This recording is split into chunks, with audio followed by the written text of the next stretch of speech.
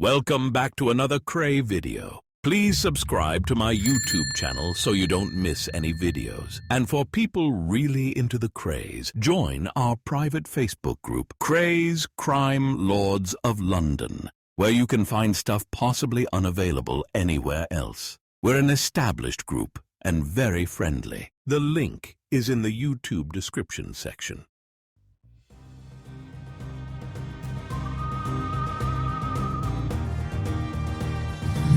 There's lots of people walking around in the East End of London that's been hit on the chin by Reggie. But I wouldn't say that about Ronnie. There'd be a different kettle of fish with Ronnie, because Ronnie wouldn't be happy with just hitting you on the chin. He'd look for you until he found you and he would hurt you.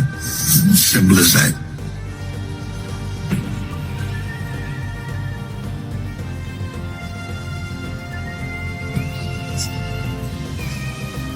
You would fear Ronnie. There's no two ways about it. If Reggie sent for you and wanted to see you in Valence Road, you'd go round and see him, you'd have a cup of tea with him and you'd walk out. If Ronnie sent for you, you'd take 6 pairs of pants with you. That's the difference between the two of them.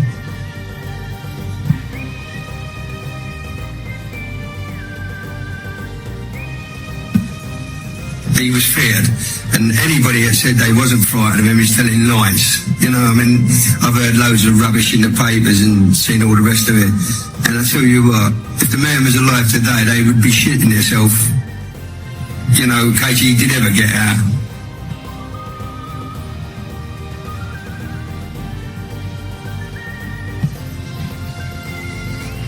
Reg, all his life, had this thing that he had to look after this sick, unstable, identical twin brother, and he did look after him. The only trouble was the unstable, mentally sick twin was the dominant.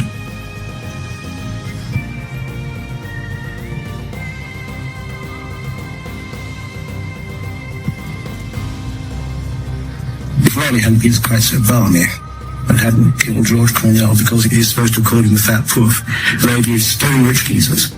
They ring most of the frauds in the East End, a lot of protection, a lot of rackets. They really, really didn't need to kill people. But once that killing had happened, then that increased their terror ratio enormously, you see, particularly with Ronnie.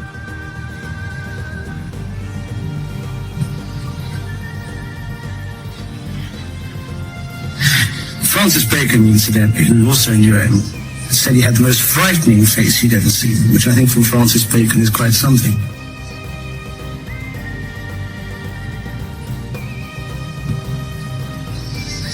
He was a paranoid schizophrenic and he was mad.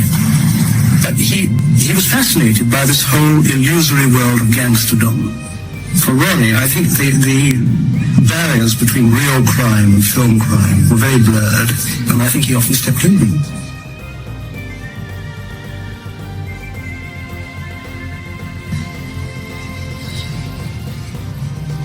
I've been in pubs in the East End and the Krays would come in and the pub would empty. People were so afraid of them.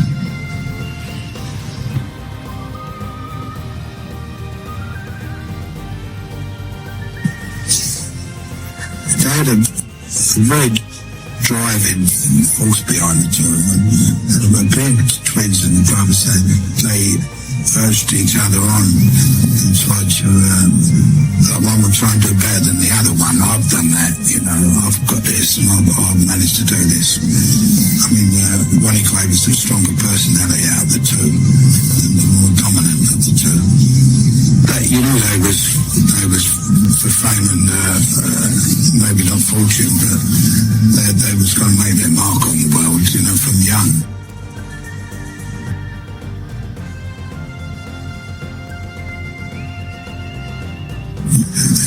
I mean, I'm in several photographs from the early days, but I was only trying to keep a low profile.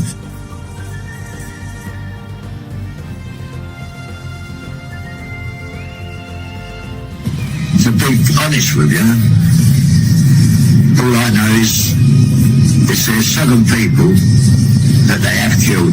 There's probably more.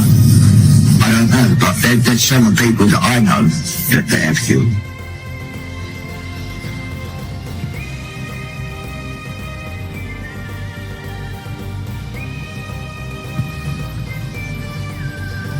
I think they were so carried away by the role they'd got themselves into as gangster killers, they had to do it. The twins had a twisted plan for fame. They would murder their way into the history books. The twins' competitiveness was escalating dangerously. Reg was under pressure to emulate his homicidal brother Ron and kill someone.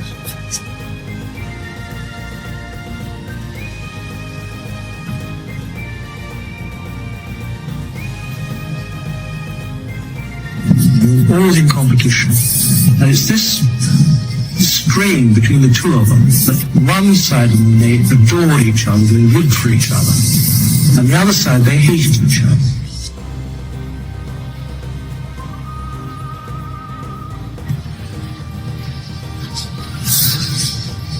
So far, violence had rewarded them well. They fulfilled their West End dream and bought a nightclub, Esmeralda's Barn. They hoped the club would provide the key to the glittering society they craved.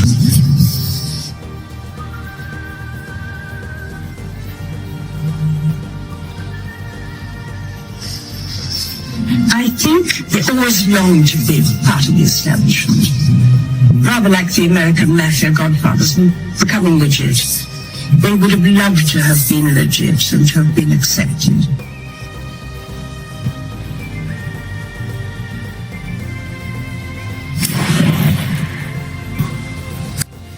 And if you saw them two walk into a nightclub,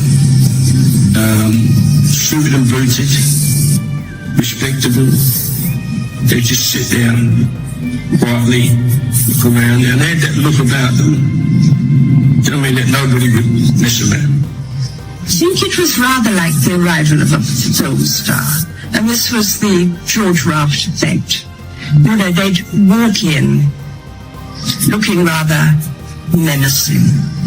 And they always had acolytes with them, always a following, an entourage. They were just surrounded by men. And it was this sort of arrival of the twins. And a silence would fall. They did have an aura.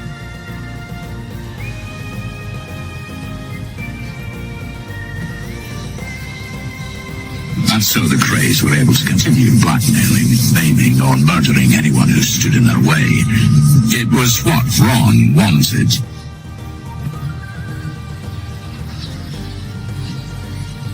In the end, you got this pair of linked, paranoid schizophrenics who were in charge of London but not in charge of themselves. They were wretched and sort of miserable fate.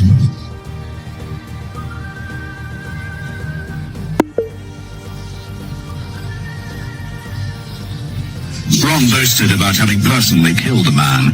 He goaded Reg, saying that if he could kill, why couldn't his brother do the same?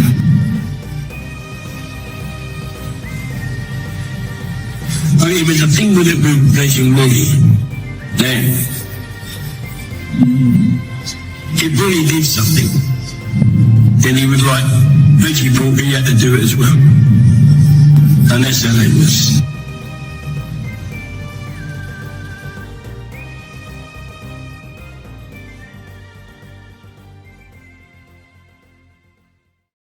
Thank you for watching. If you enjoyed the video, please join our Facebook group. It's called Krays Crime Lords of London. We're a friendly moderated group with over 1,000 Kray and other celebrated gangster videos available for view. There's also thousands of images in the photos sections. The link for the group is in the YouTube description section. I hope we see you there soon. Leave a like and subscribe.